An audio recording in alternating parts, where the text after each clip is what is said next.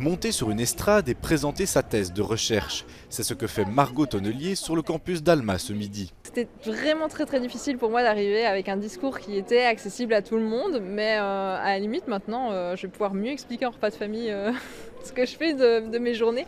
Mais non, c'était très chouette, très riche de voir qu'il y a des gens qui s'arrêtent quelques secondes, qui écoutent, si ça accroche pas, ça passe.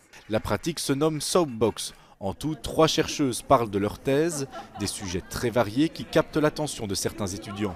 C'est très intéressant, même pour la diversité et tout ça, et pour montrer que des femmes recherchent activement sur des sujets très intéressants. Là ici, elle parle de la déglutition, juste avant c'était du sommeil et tout. C'est toujours quelque chose d'utile.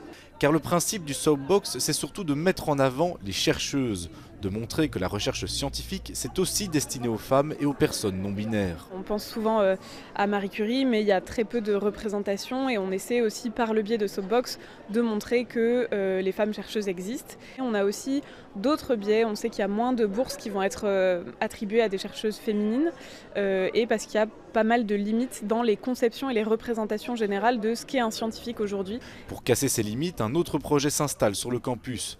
Des plaques dressent 7 portraits de femmes ayant contribué à la recherche scientifique. Il s'agit du portrait de Naïd Toubia, qui est une chirurgienne soudanaise qui a travaillé beaucoup autour de son travail de chirurgienne sur les mutilations génitales féminines. Elles sont de nationalités diverses, elles sont pharmaciennes, anesthésistes, pédagogues.